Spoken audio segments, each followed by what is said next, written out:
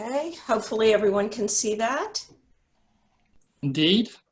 All right, greetings everyone, and welcome to the July 27th meeting of the Rotary Club of Raleigh. I'm glad to see everyone here in attendance. We have an excellent crowd. I'm guessing that there's probably a sports fan or two in attendance. So if you are like me and you have found it refreshing to have a baseball game to watch lately, and you're still kind of hoping for more sports to catch up on, today is your day because we're going to get a sports fix from our speaker, Hall of Fame NFL quarterback Warren Moon. But until then, let's start with Richard Watkins, who will lead us in the invocation and pledge. Yes, in honor of today's talk, whose title is Don't Give Up on Your Dreams, I thought that the poem Don't Quit by John Greenleaf Whittier is apropos. When things go wrong, as they sometimes will, and the road you're trudging seems all uphill, when the funds are low and the debts are high, and you want to smile, but you have to sigh, when care is pressing you down a bit, rest if you must, but don't you quit. Life is strange with its twists and turns, as every one of us sometimes learns. And many a failure comes about when you might have won if you had stuck it out. Don't give up, though the pace seems slow. You may succeed with another blow. Success is failure turned inside out, the silver tint of the clouds of doubt, and you never can tell just how close you are. It may be near when it seems so far. So stick to the fight when your heart is hit. It's when things seem at their worst that you must not quit.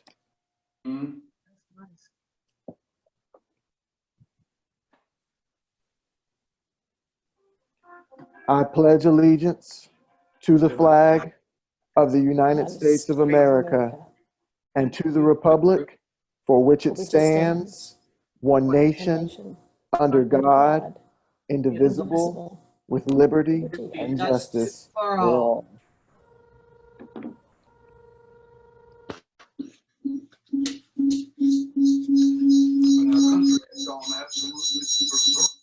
Yeah. All right.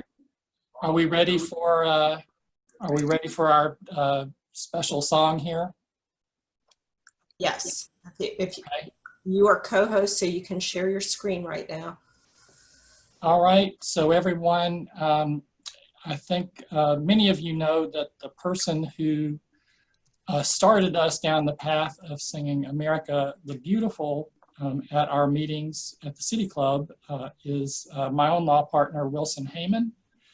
What some of you probably don't know is that Wilson is a very fine cellist, and so he has very kindly made this recording for us.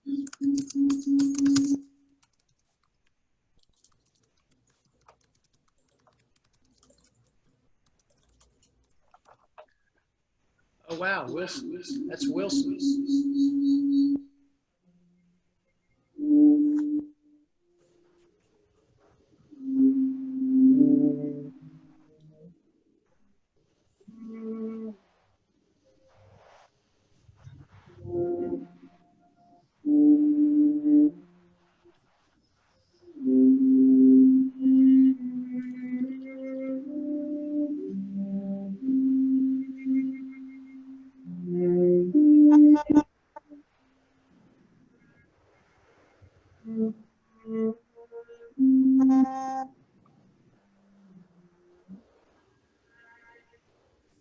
Yeah.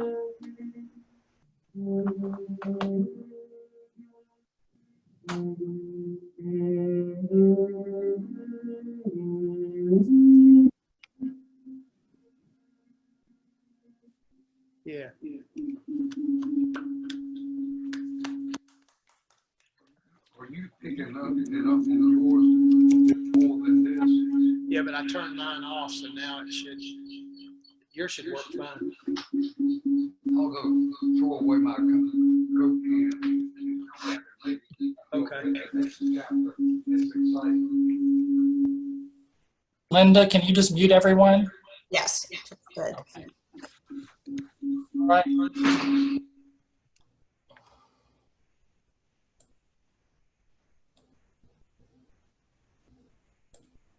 Round of applause.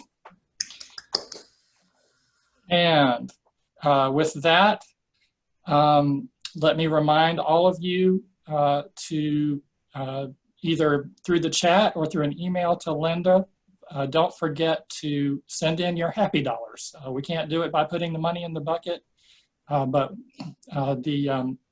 there's still a great need for Alzheimer's research, so please continue to do your part. And now, let me go ahead and turn the screen over to Eric Larson for another special presentation. Excuse me, Eric, do you want to just show, I'm just showing the upcoming speakers for a second. Oh, sure. Yeah, that's fine. Just for you to keep you guys in the loop about what's coming next week, we have no meeting. And then the week of August 10th, on August 10th, our speaker is Ronnie Chatterjee. He is a professor at the Duke School of Business and the Sanford School of Public Policy. He is a candidate for state treasurer, but as per our policy, he will not be discussing politics or the treasurer's race. August 17, we have John Loyak. He's the VP of Global Business Services for the Economic Development Partnership of North Carolina. That's going to be a great program. And then on August 24th, we have our old friend and new District Governor, David Hayden. That will be his district governor's visit to our club. So a lot of good things to look forward to, and we hope you can join us at all of those meetings. And now, let's turn the program over to Eric Larson for a special presentation. Yes, and Robin, if you are going to say a word or two, you can go ahead and unmute yourself, but let me go first if you don't mind. So we have been talking the last several weeks about the Rotary Club of Raleigh Foundation and the work it does and the great gifts that have been given to it. Today we're going to talk about the Rotary International Foundation, and that's an organization that does work all over the world, and we're going to be awarding Robin Hudson with a Paul Harris Fellow. In fact, it'll be her 5th Paul Harris Fellow. She's what we call Paul Harris Fellow +4, which means for 5 times now, she has made significant contributions of $1,000 or more to the Rotary International Foundation. When we recognize our Rotary International Foundation Paul Harris Fellows, we like to talk about the kind of work that is done by Rotary around the world. And so I'm going to take us to India today. And those of you in the technology world are very familiar with a place called Bangalore, India. That's where a lot of technology work is done. That's where a lot, when you hear of offshoring or big programming labs and operations, that's in that area. But Rotarians in that area noticed something. There was still a great deal of hunger in that area. As a matter of fact, in the country of India, there are over 200 million people with food insecurity, or to use more common language, hungry people. And the Rotarians there noticed that these hungry people were walking right past restaurants that often at the end of the day took unsold food and just threw it away. So the Rotarians said there must be a better way. They put together the funding and had assistance from Rotary International, and they acquired refrigerators. And then they enlisted the restaurants there to take their leftover food at the end of the day. Not that other people had consumed, but food that they didn't have the opportunity to prepare for that day because there wasn't a call for those materials. Put those foods and bottles of water into the refrigerators and then set them out so people on the honor system could pick up food and have something to eat. So that's the kind of work that Rotary does all over the world. And that's the kind of work that folks, Rotarians such as Robin, are supporting by giving to the Rotary International Foundation. And Robin is, as I said, a 5-time now Paul Harris Fellow. She's very dedicated to this club. If you look at her Supreme Court, and of course Robin is an Associate Justice on the North Carolina Supreme Court. If you look at her Supreme Court listing, right immediately after all of her judicial appointments and recognition, the very first thing there is member of Rotary Club of Raleigh. So Robin is a very proud Rotarian. We're pleased with her today, to have her with us today and award her her 5th Paul Harris Fellow. I believe you have the pin that you can, if it's handy, you can display to the group, or if you look on your screen, you'll see that Linda has put up one. So Robin is on her lapel there, or on her collar, being pinned. And let's all congratulate Robin with a virtual round of applause. Robin, if you wanted to say anything, you're welcome to. And you're on mute. I'm muted. Now. Can you hear me now? Yes. Yes. Okay. Yes, thank you, Eric. I just wanted to say a couple things. One is that those of you in the club may not know that we who are judges are not allowed by the Code of Judicial Conduct to participate actively in any of the fundraising efforts of the club. So you may wonder sometimes why we're not out there helping to raise money at the various activities, but we're not allowed to do that. But this is a way that I feel very comfortable and pleased to be able to give to the work of Rotary, both in our club and around the world, because I think so much of what the clubs do around the world is extremely valuable, and it's my pleasure to support it and to be a member of this club. And I am very proud to be a member of this club. It's been a wonderful experience. I've been a member of it now for 15 years, and it's been a great opportunity to get to know people outside of the legal profession that I might not otherwise get to know. So thank you all for all the good work that you're doing, and thanks, Eric, for presenting this. Thank you, Robin. I'll wear it proudly. And I'll turn it back over to President Eric. Great. So thank you, Eric. Thank you so much, Justice Hudson, for your generous contributions. Now we're going to move on, and I'm going to ask Charles Edward to give us an update about our Rotary Mask Sale initiative. Thanks, President Eric. Good afternoon, everybody. We have 11 left. So please buy one. As we heard from Dr. Barrick a couple of weeks ago, thanks to Richard, if we would all wear a mask, we would be done with this virus for all intents and purposes in about 6 weeks. So why people still don't wear masks is beyond me, but they don't. Definitely not at the beach, that's for sure. But we, as you know, we're raising money. We're selling the masks, which were donated by Rotary, so that we can then turn the money into food for the 51,000 odd children in Wake County who do not have access to meals. Eric Larson was just talking about what it's like in Bangalore and India, and I've been there and I can attest to all of that.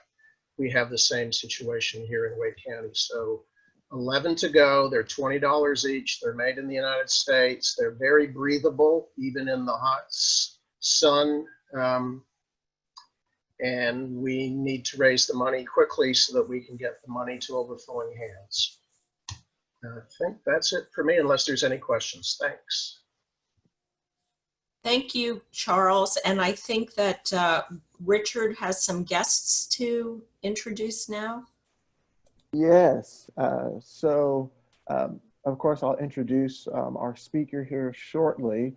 But one of the most important lessons that I learned in high school biology is if your grandparents never have kids, neither will you. And so I have a very, very special guest. If she is on, my grandma, Thelma Payne. Grandma Thelma, are you on the call right now? I see your icon up.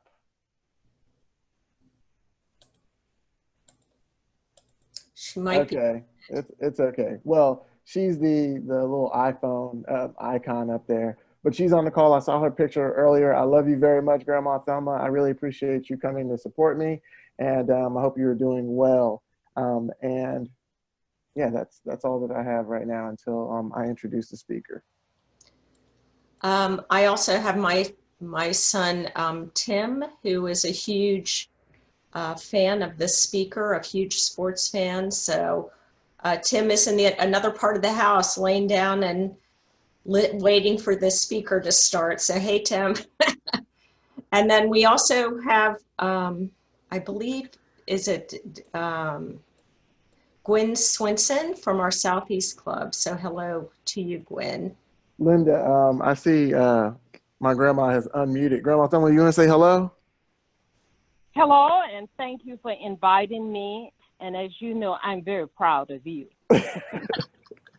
Love you, Grandma. Thank you so much. I love you very much, and thank you again for inviting me.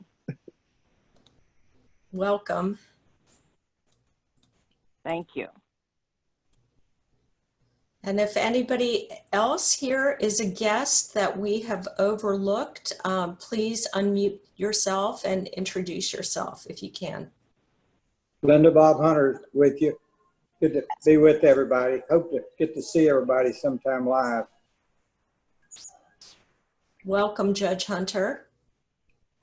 Hi, everybody. Deborah DeCamelis, your AG for currently, and I have invited a guest, Aaron Owens, who I think has just joined as well. How you doing? Aaron Owens here. Thank you for having me. Welcome. Hey, Tim Monaghan here to hear what Warren Moon has to say. This should be a fun speech. So, hey, Tim. All right. Anybody else? I think we are all good. We can go on to Alex. So, Great. Hey, everybody. I just wanted to give a quick fundraising update. So again, just save the date for August 20th for our virtual wine and chocolate tasting. Thank you to Fred Sturhan and his sommelier Patrick. They're going to be, they're partnering with us on the virtual wine and chocolate tasting. It's going to be a really great event. So we really hope we have a lot of participation. It will start at 5:30 p.m. on the 20th. More details will be coming out via Evite, hopefully within a couple of days. So just keep an eye out on your inbox for that. We are, I think, asking for RSVPs by August 10th, just so that City Club has enough time to get all of the materials together. The packages will be available for curbside pickup at the Wells Fargo building. They will run everything down to you. You don't have to go inside the building. And I feel like that was pretty much it. So just save the date. You know, I think this is gonna be a great opportunity for, you know, fellowship with our members. And I really just want to emphasize the fact that, you know, this is a fundraiser for the club, and, you know, all of the participation and the funds will be going directly back to us so that we can continue giving back to the Raleigh community. If anybody has any questions, let me know. Otherwise, an Evite will be going out to you guys this week. So I hope that everybody attends. Thanks. thank you, Alex. Susan and I, my wife and I, have done a few virtual wine tastings, and it's an awful lot of fun. And, you know, it's hard to think of a better thing to do, you know, from home, to be social and get to drink as much as you want and not have to worry about getting home. So, you know, this is an opportunity for all of you to really enjoy some time drinking wine and seeing all of your friends, and helping to support the Rotary Club of Raleigh. So thank you, Alex, for putting that together. Welcome to all of our guests. And now I will turn the program over to Christy for a membership update.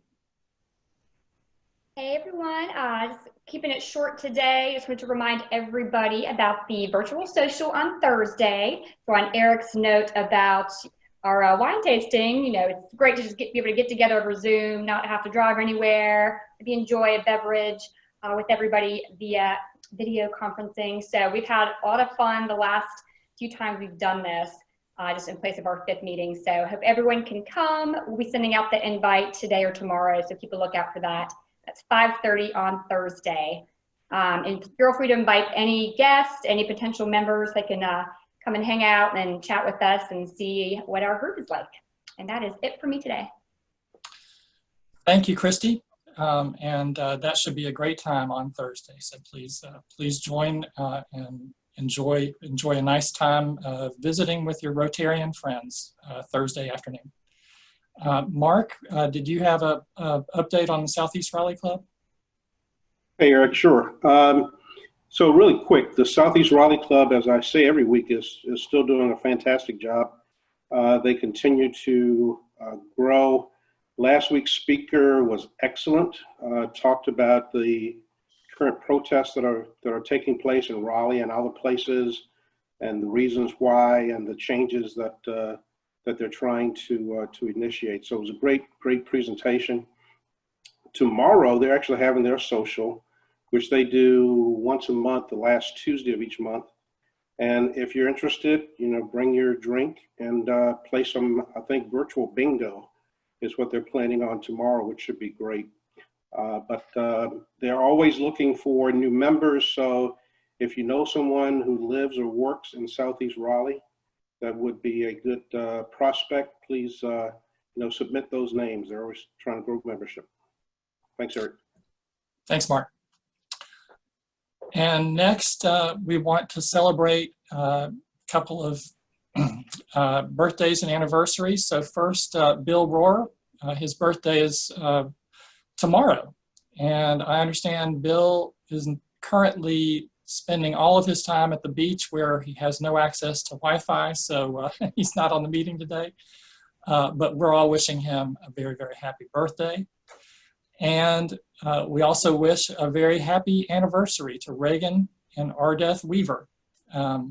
So that'll be on August 8th. And so we're going ahead and getting to that now. Happy anniversary, Reagan and Ardeth. All right, so now this is the time that we've all been waiting for. And so I'm going to turn the program back over to Richard, who's going to introduce our speaker. Richard?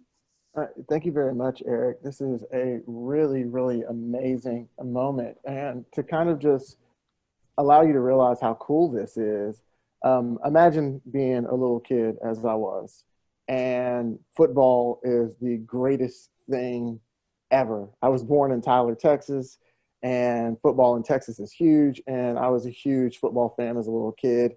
My dad grooming me to appreciate the right qualities in football. I was a Pittsburgh Steelers fan, but the greatest quarterback that has ever lived and the best quarterback, I was a huge fan of Warren Moon. And all my dad would talk about was Warren Moon. He's like, he's the greatest quarterback ever. This is the greatest quarterback ever. And I watched everything that I could on Warren Moon. And I remember when I was little, I think I was old enough to understand, he said, he's in our family. And I said, no way. There's no way he could be in our family. That's ridiculous. I mean, I'm watching him on TV. He's like, no, go ask your mother.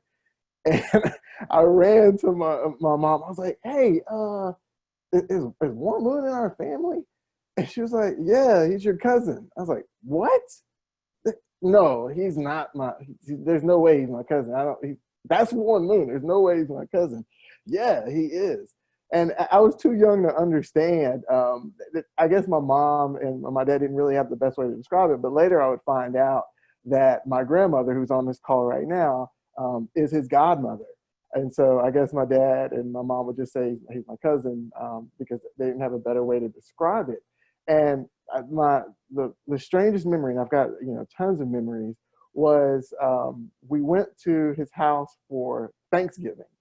And I'm upstairs playing Nintendo, the video game, with his son, who was about 3 years older than me. He was like 10 and I was about 7. And we're at his house, and he comes in, and I run downstairs to the kitchen, and I'm like, oh my gosh, that's Warren Moon, that's Warren Moon. And I look to his son, Josh, and I'm like, that's Warren Moon, that's Warren Moon. And his son looked at me and was like, I mean, I know that's my dad. And so it was just a very strange memory, and it's just absolutely awesome. And to be able to spend so much time every time I go to Bellevue, Washington, to see my family in Washington, to be able to hang out with your icon. The last time I saw him, he took my daughter and myself to the Seattle Aquarium, and that was an amazing moment. But for those of you who don't know who Warren Moon is, you can pull up the Wikipedia page like I have right now. And just here's a little bit. So, you know, Warren Moon is a former football quarterback who played professionally for 23 seasons. He spent the majority of his career with the Houston Oilers of the National Football League and the Edmonton Eskimos of the Canadian Football League. In the NFL, Moon also played for the Minnesota Vikings, the Seattle Seahawks, and the Kansas City Chiefs.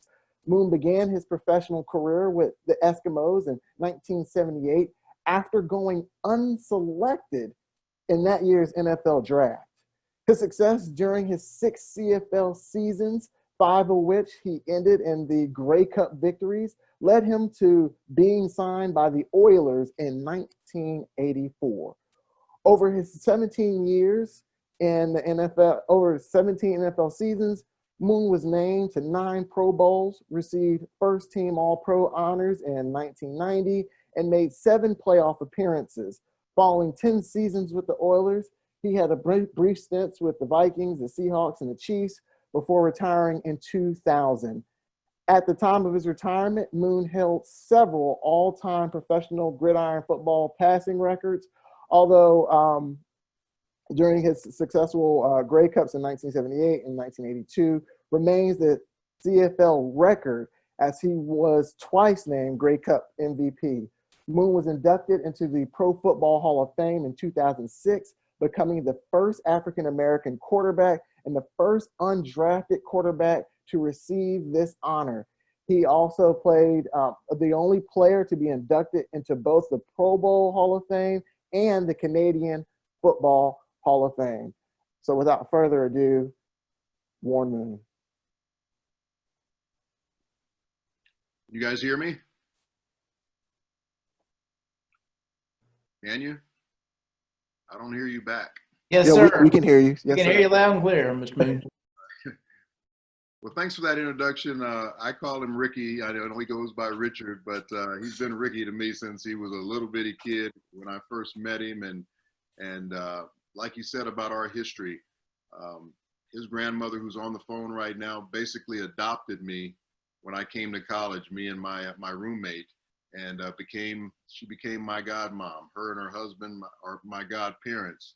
And that relationship goes back about 45 years now to 1975, when I came up to the University of Washington from Los Angeles, California, and didn't know a whole lot of people, but they were a family that kind of brought me in and gave me a place of refuge for when I wanted to get away from the university and get away from the university life and go over and be with a family. So they became very, very close to me. They've become very close to my family. His grandmother is like my kid's grandmother. His dad was somebody that, I mean, her husband was somebody who was like a dad to me until he passed away. Because I grew up basically without a dad. My dad died when I was 7 years old. So this family has been very, very close to me, and I've loved them as if I was their biological son, and that's just kind of the way we've been for the last 45 years. So that's a little bit of history, and I'm so proud of what Ricky's been able to do with his career, whether it's going through medicine and also being involved with the Rotary Club, and also let me give a shout out to everybody in the Rotary Club, because I've spoken to different Rotary Clubs around the country, and what you guys do is so important in these Rotary Clubs around the country as far as a support system for different cities. And especially now as we're going through this pandemic, we need as many people to support a lot of people who are really struggling with no jobs, with very little money, very little food. there's so much need for people that are out there right now. So what you guys do is very valuable, and I really commend you for the work that you do each and every day, on top of what you do with the rest of your lives. And I just hope you continue to keep doing what you're doing, because it's definitely well needed. My story is a story that goes back a long time ago. I grew up in Los Angeles, California. And as I said, I grew up in a household where my dad passed away when I was 7 years old. My mother raised myself, and I also had 6 sisters. So if you can imagine a young boy living in a house with 6 girls, basically 7 females, it was different. And I became the leader of the house at a very, very young age. So I think I matured a lot faster than a lot of people do at that age, only because I was given the title of the man of the house at a very, very young age. So I took that responsibility on as much as I possibly could at that young age. But as I got older, definitely became more responsible, and knew I had to be a protector for my sisters, and I had to be a protector for my mom. And my mother, instead of just having the woe is me attitude and saying, you know, why am I dealt with this? My husband's passed, and now I've got to take care of all these kids. She didn't do that. She went back to school. She became a private duty nurse. You know, she worked 2 shifts after she finished school at the hospital. She always had hot food on our table, always had clean clothes on our back. So I never felt like I was really poor or anything growing up, because she always provided for us. But I also, in noticing the way she took care of our family and the way she attacked everything, it was something that really rubbed off on me, as far as not giving up, as far as seeing how responsible she was, and not having that attitude where I can just live off the government and wait for a check every week or every month. She didn't do that. And somehow, some way, she was able to provide for us everything that we needed. She got me involved in sports at a very young age to try and get me around other boys, because I didn't have a lot, boys around my house, and to be around other men, coaches, people that were mentors, people that were like father figures to me. Because we grew up in a neighborhood that was there was a lot of different gang violence around that area, and I could have easily gone down that direction if it wasn't for being put in a more positive environment. So she kept me in organizations, like I was in the Boy Scouts. She put me in vacation Bible school in the summer. I was involved in all the different sports. Anything that she could do to keep me in positive environments and to keep me away from some of the negativity that was out there in the streets, that's what she tried to do with me. And I gravitated towards football at a very, very young age, even though I loved basketball, which is probably my favorite sport. It's a big sport there, I know, in North Carolina. And I played baseball as well. But for some reason, as I went through the different stages of going through Pop Warner football, and then also in the high school, I just gravitated more towards playing football and playing quarterback. I started playing quarterback when I was 10 years old. And I think I gravitated to it because of the leadership that comes along with it. I think it takes a little bit more of maturity to be at that position. And I felt like I was pretty mature. And then I also love the challenge of taking on a position that everybody counts on you to be the leader, to you to be the decision maker, to you to be the guy that makes the big play at the crucial times in games. That's something that really attracted me about playing that position, as opposed to playing other team sports. So I went to high school in a predominantly white area of Los Angeles. I didn't want to go to the high school in the area where I lived, because again, with all the gang violence that was going on, I didn't know if I'd be able to survive all of that. And I saw different friends of mine's lives being taken away. And so my mother wanted to put me in a more safer environment. So I went to a school over in West LA, and it was predominantly Jewish and also white, and probably 25% African American. So I got a chance to be around a lot of different types of ethnicity groups, or ethnic groups when I was in high school, and really got a chance to know different cultures and that, which was very, very valuable to me. But in high school, I played quarterback. when I first went there, the sophomore coach, he didn't really want to play me very much, and this is where I really started to understand that playing quarterback as an African American at that time, this was like 1973, that it was going to be difficult for me to play that position because, one, there wasn't a lot of people that looked like me, and two, there was a lot of stereotypes about African Americans being able to play that position. Did we have the brains to do it? Were we smart enough? Did we make decisions under pressure? All those different things were always talked about with African American quarterbacks at that time. And I knew it was going to be a very difficult role for me to play that position just because of what people thought in their mind. So as I had a coach as a sophomore that kind of thought like that and didn't want to play me a lot.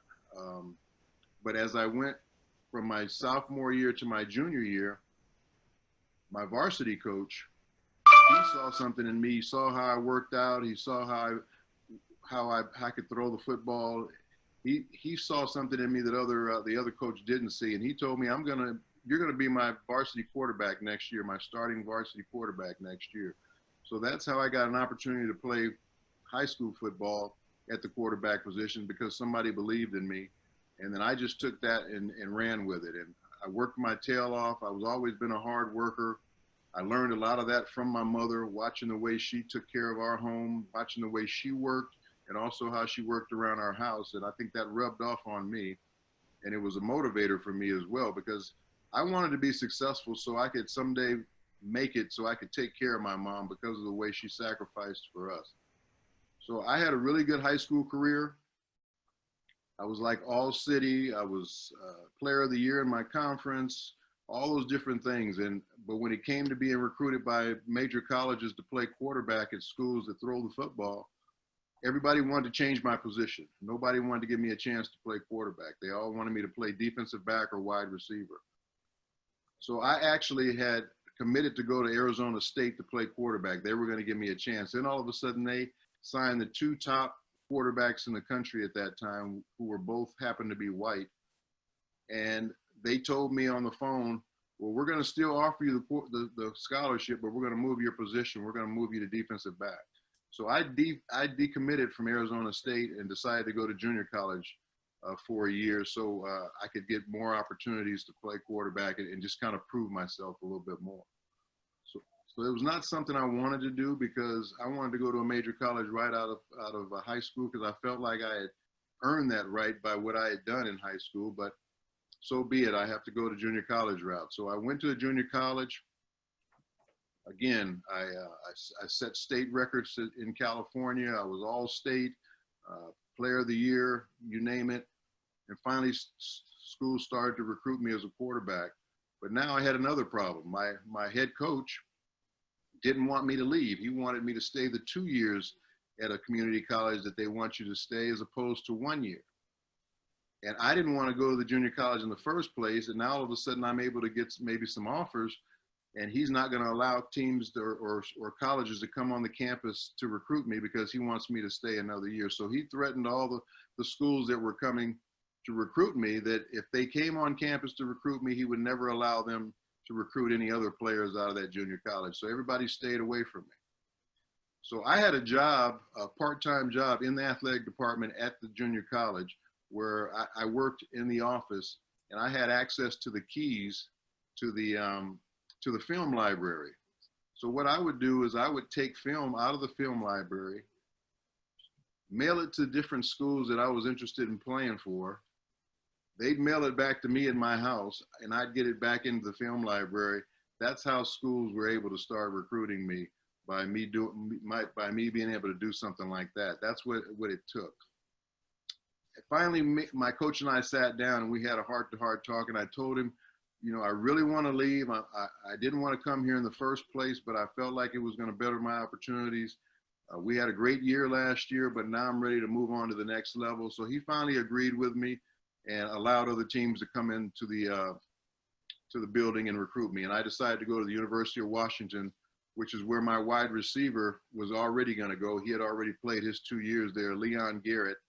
And I decided to go with him, and we became roommates in college, and that's how I met Ricky's grandparents because of Leon's relationship with his grandmother. So I'm at the University of Washington now. I'm the first African American quarterback to play there. It's a new program. Don James is the coach. Not a very good football team at first, and we got off to a very slow start. I'm the starting quarterback, and I'm getting booed like nobody's business on the football field. And it's not so bad that you're getting booed, especially if the team's not playing well. But mine was a little bit more personal, the booing. It was a lot of name calling. It was a lot of the N-word and all those different things going on up there. It just wasn't a very good situation for me. And here I am, 18 years old. I'm away from home, not knowing a lot of people except for some of my teammates. And you're having to deal with this. And it was something that was very, very different for me to deal with. But eventually we turned our program around and we started winning. By my senior year, we won the Rose Bowl. I was the Pac-8 Player of the Year. I was Rose Bowl's most valuable player in 1978, my senior year. And I thought I would get an opportunity to maybe get drafted in the National Football League as a quarterback. Well, when the draft came around, again, the same thing as with me going to college. Everybody wanted to change my position. They wanted me to go to defensive back or wide receiver. The Canadian Football League had given me an offer to come up there to play. They believed I could play quarterback. They believed I could play quarterback in the NFL, but they wanted me to come up there and play as well.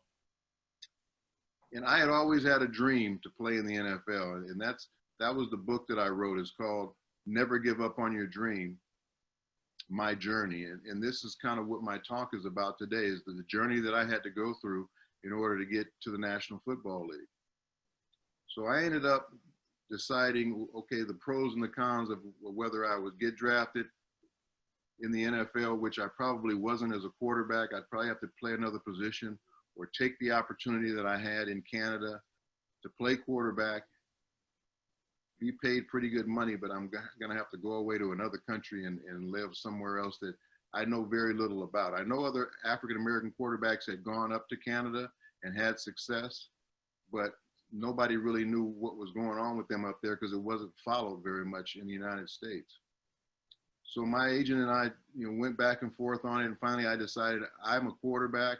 I don't care what anybody says, and I'm going to play quarterback wherever I can, wherever I can get the opportunity, because that's all I really wanted. I just wanted an opportunity.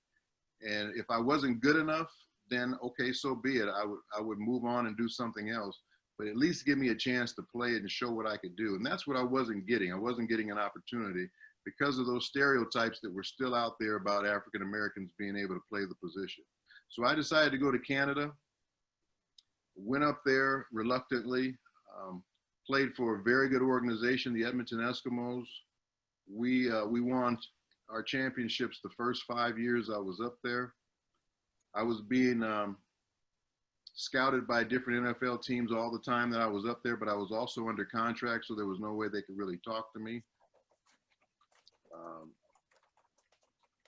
I loved playing up there because of the success we were having. We had a great group of teammates. We were very, very close on and off the field. So it was a great environment, and I never felt any type of racism or any type of pressure like that to play the position of quarterback up in Canada. It was just a very free feeling experience compared to what I had to endure in college, even though the college situation really turned out well for me at the end. But I just loved playing up there. Then all of a sudden the NFL teams started coming out and wanting my services. And the only reason why I decided to leave is because I had done so much in Canada so quickly that I needed some new challenges. And in the back of my mind, my dream had always been to play in the National Football League. So as teams started to scout me, my attorney put together a bidding process where there was about 7 teams that were trying to get my services. And when it was all said and done, it came down to Seattle and Houston. I chose the Houston situation mainly because it was the best financial package for me, and they had hired my Canadian Football League coach as the head coach at Houston. So I decided to go there because of the familiarity with my head coach and also with the financial package that they offered me, because I had already played 6 years of my career. I didn't know how much longer I was going to be able to play. Most guys can play, 10, 12 years. That's a long career. So I wasn't sure. So I wanted to make sure I took advantage of the financial opportunity that I had as much as possible, even though I really wanted to play in Seattle because that's where I had gone to school. That's where I was living in the off season when I was in Canada. And I just had so much more familiarity with the Seattle area. But I chose to go to Houston, which was in the South. Not a very good football team. They were 2-14 the year before we got there. And the same thing happens when I go there. We got off to a slow start, and it became very, very, very nasty. And if you can imagine what I'm talking about, I don't really have to go into detail. It just wasn't very, very nice the way I was treated. It wasn't nice the way my family was treated. I remember after one game, my son comes in the locker room and we had lost the game, and I'm thinking he's upset because we lost, but he wasn't upset because of that. He was upset because of the things that he was hearing people, calling me in the stands. And right away, I had to change from being a football player to being a dad and trying to explain to my 7-year-old son at the time, why your dad is being called these types of names and what type of people these are that are saying these things. So again, it was a very difficult situation, but we made it through. We eventually became a perennial playoff team after a couple of years, and my career took off. But again, it was a long journey. It was a journey that most guys don't go through, to get to that particular stage of their career. It's something I would do again in a heartbeat because I learned so much when I was playing in Canada. I learned a different culture. I have great friends up there. My first son was born in Canada. I had such great success up there as far as winning 5 championships in a row. No other pro football team has ever done that, or no other pro team has done 5 championships in a row since we did it way back in the 1980s. It's just hard to keep a team together that long to have that much success. So a lot of good things about being up there. And then I also had a chance to realize my dream in playing the National Football League. And the day I signed my first contract in the National Football League, I was the highest paid player in the National Football League. So I go from a guy in college who they didn't even want to draft as a quarterback. And now all of a sudden I'm the highest paid player in the National Football League and starting for an NFL football team. So it just shows you that if you're going to go through adversity in life, I think we all are, and I think everybody can relate to that. I think 80% of our lives is about overcoming obstacles and dealing with adversity. I mean, every day you wake up, you have to you probably have a decision to make on, how do you feel that morning, or are you dealing with a family issue, or are you dealing with something at your job? Or are you dealing with a breakup? I mean, there's different adversities going on all the time in our lives, and it's how you deal with those adversities. And I'm fortunate enough to say that all the adversities and the hurdles that came at me, I was able to deal with and continue to keep persevering through all of those and move forward. And basically it's because I believed in myself. I had tremendous confidence in myself. I had great work ethic, something I learned from my mother growing up. And then I had people around me, support system, like Ricky's grandmother, Thelma Payne. Having that family there as a support system was huge for me. Having my own family as a support system, having different friends and different coaches. So if you have people around you that support what you do and can give you encouragement, and you have great confidence in your own abilities, and you have the work ethic that it takes to be successful at whatever it is you're trying to do, you have a chance to really be successful. So that's kind of what, my story was about, as far as having a goal and a dream to play in the National Football League as a young kid growing up in Los Angeles. and going through a journey that took me to Seattle, Washington. It took me to another country, and it took me coming back to the United States to finally realize the dream of playing in the National Football League. And I wrote a book called Never Give Up on Your Dreams, My Journey. And it talks about and it chronicles more in detail all the different things that I had to go through. Just give you one example. When I was in Cleveland in the National Football League on my 35th birthday, I threw 5 touchdown passes that day against the Cleveland Browns. I was taken out of the game with 2 minutes left to play because they put the backup quarterback in just to run the clock out. I'm standing on the sideline watching the clock run down. Next thing you know, our 2 security people come up next to me. Next thing you know, 3 more policemen come up next to them. And our security guy whispers in my ear, "Warren, you stay close to us as the game runs out. We're going to walk you off the field because there's been another death threat on your life." So here it is on my birthday. I've had a great football game, but I have to deal with having a death threat because of a football game. And I couldn't do anything but kind of chuckle about it, because that's just the type of stuff that I dealt with at a lot of different levels. And again, I detail a lot of these different things in my book. But again, that's one of those adversities, is how do you deal with it? And how do you keep your eyes on the prize and just keep trying to persevere through it to be successful. And so again, my career was interesting. It was long, it was successful. There was ups, there was downs. But again, it was something that I would do over in a minute because it was a dream of mine and a goal of mine. And I'm happy to say that I achieved that dream, I achieved that goal, and I'm here to talk about it. So that's kind of the Warren Moon story as far as his NFL career is concerned. You know, I played a lot longer than I ever thought I would. 23 years of professional football is a long time, and I can still sit here and be in somewhat pretty good health. Praise the Lord. And I just hope people that either read my book or listen to my story can maybe relate in some way. And if they're going through some tough things in their life, just know that you can persevere through anything. You can be strong. You can be focused. And as long as you have those support systems, and as long as you have that work ethic, I think all of us can be very successful in anything we want to do in life. So I want to thank everybody for having me on to talk a little bit about my story. I want to thank Ricky for inviting me. And again, I commend you guys for doing the work that you do every day as Rotarians, because it's very, very needed work, especially as I talked about right now. Throughout this pandemic, a lot of people out there that need help, and you guys are there trying to do those things with all the different programs that you do. So thank you for having me as a guest today, and the best to all of you, and God bless all of you.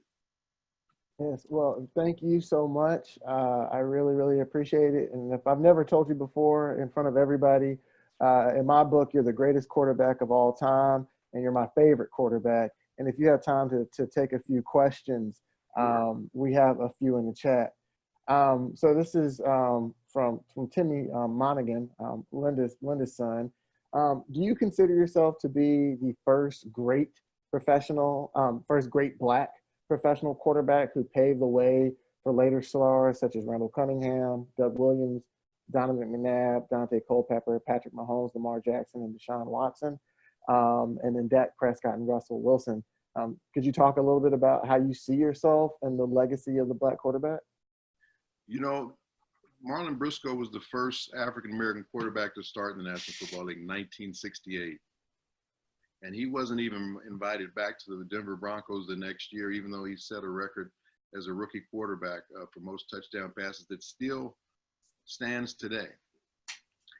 One of the guys that I really looked up to was James Harris, who was a quarterback of the Los Angeles Rams. He made the Pro Bowl with the Rams, and he also took them to the NFC Championship game. I don't think a lot of people know that. James Harris went to Grambling University, and he was probably one of the first star African-American quarterbacks. I like to say that myself, Randall Cunningham, and Doug Williams, we all played at the same time.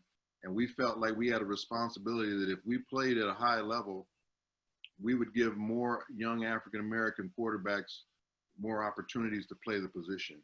And I think because we did that, Doug won a Super Bowl, you know, all the different success I had. Randall Cunningham was very exciting and electric during the time. At that same time, I think that opened the eyes of a lot of general managers and owners that, hey, these guys can play the position at a high level. Let's give some more of them opportunities. And I think you saw the Donovan McNabbs and the Culpeppers and all those different people start to get the opportunities. And that's something I'm very proud of, that I played a small part in helping make change at that position and gave more opportunities to young guys. And I just received a text, and I don't usually do this, but this person allowed me to be a Rotarian. Corey Fuse, are you on the call right now? Do you want to ask your question?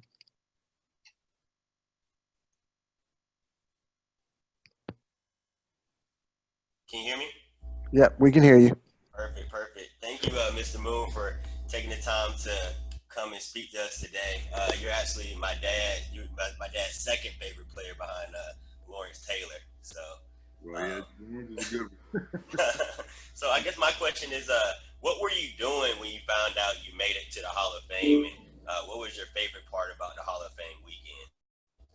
You know, I happened to be in Detroit where the Super Bowl was that year, and that's where they announced the Hall of Fame selections wherever the Super Bowl is. So I was there as part of the Seattle Seahawks broadcast team because I did their broadcast for 15 years, and we were there preparing for the game. So the guy that did my my introduction to the voters.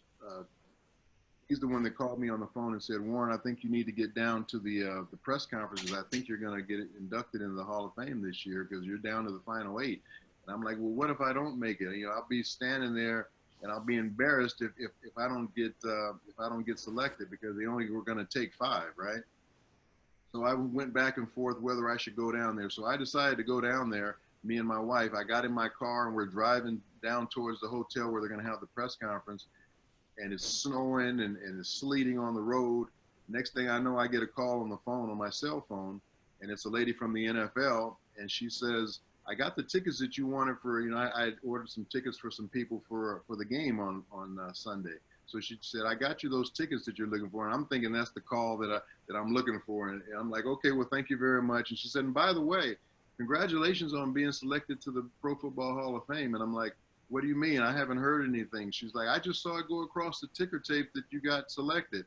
I'm like, nobody's told me anything. So I hang up the phone. Next thing you know, my next call was the Pro Football Hall of Fame people telling me that I got selected.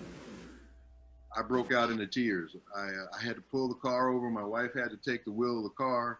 I was just so emotional, and so many things just came out of me at that particular moment. I thought of everything that I had gone through. I thought of all the guys that were before me, all the different African-American quarterbacks. It was a very, very emotional time for me. Appreciate it. Awesome. We have a question from our president, Eric Stevens. He says that he understands that you've played a mentoring role to great current quarterbacks with North Carolina ties, Cam Newton now with New England, and Russell Wilson, who played 3 seasons for NC State here in Raleigh. Can you share your thoughts about those 2 quarterbacks and the differences in their experiences in the 2000s versus yours? Well, first of all, Cam was a #1 overall pick in the draft, so you can't get any better than that. Russell, because of his height, and I think that's the only reason, was drafted in the 3rd round. If Russell was 2 inches taller, he would have been a first-round draft pick because he was probably one of the best, if not the best, in that particular class. Those 2 have had some great duels over the years. Me being a part of that broadcast, I would come either into Charlotte every year or they'd come out to Seattle, and we always played each other. And those games were always very close, and those 2 quarterbacks had played a big part in whether one team won the game or not. One would have to make a big play at the end or something like that. They're both a little bit different. You know, Cam is a big physical specimen who who does a lot with his physicalness as far as being able to run the ball, but he can still throw it. And then Russell, a little bit more cagey, a good thrower, but a very good escape artist, but not going to take the physical pounding that Cam can take. So they're different in that way, but they're both winners. They're both smart quarterbacks, but Cam has a little bit more flair and flash to his personality, or Russell's a little bit more conservative. So there's a lot of similarities, but there's a lot of things that make them different as well. But the big thing that they both have in common is that they're both winners, and they both have won everywhere they've been. So that's something that's going to always be a feather in their caps, that they're winners. And whenever you have one of those guys on your team, you have a chance to be a winner if they're your quarterback. Awesome. And we're going to wrap up after these next two questions because we value your time so much. And this is from Tom Packer. Was it frustrating not being able to beat UCLA in 1977 and 78? And did UCLA recruit you? And it's coming from a UCLA alum. Yeah, that was our only conference loss that year, believe it or not, to UCLA, but we still won the conference.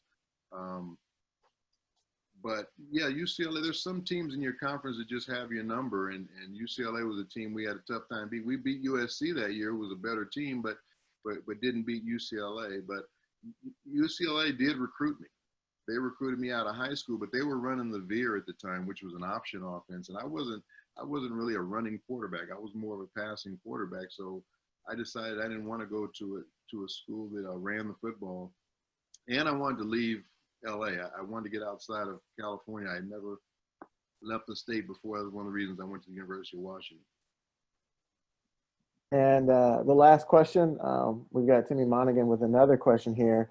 Do you see any similarities between, I got to ask one more question after Timmy, so forgive me. Do you see any similarities between your career and Doug Flutie, because both of y'all went from the CFL to the NFL before becoming successful starters in the NFL?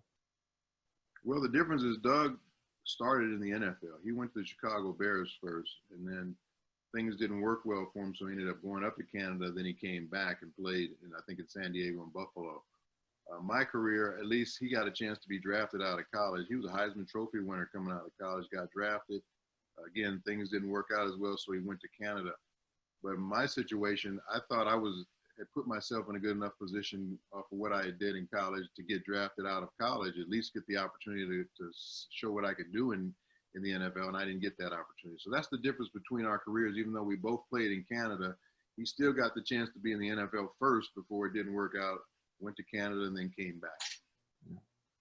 All right, and Mike just wanted to apologize because he's a native Clevelander, and he just apologizes for all of Cleveland for your experience on your birthday.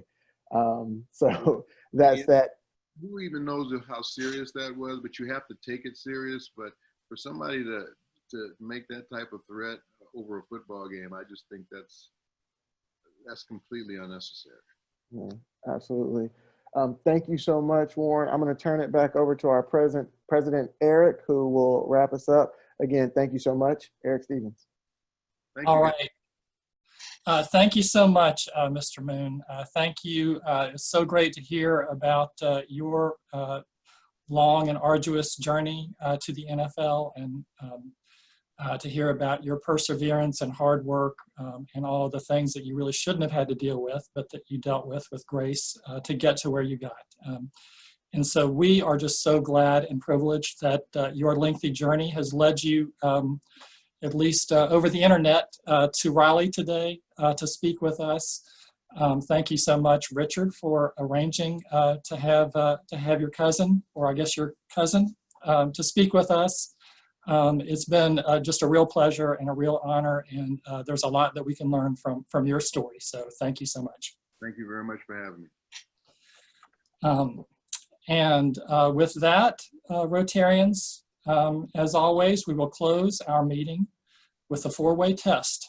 So let's repeat in unison of the things we think, say, or do. First, is it true? Second, Is it fair Fair to all concerned. Third, Will it build goodwill and better friendships? and fourth, Will it be beneficial to all concerned?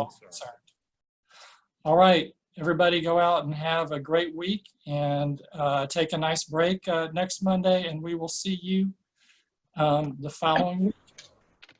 Cheers. Thank you. Take care, everybody. Bye. Thank you. Take care.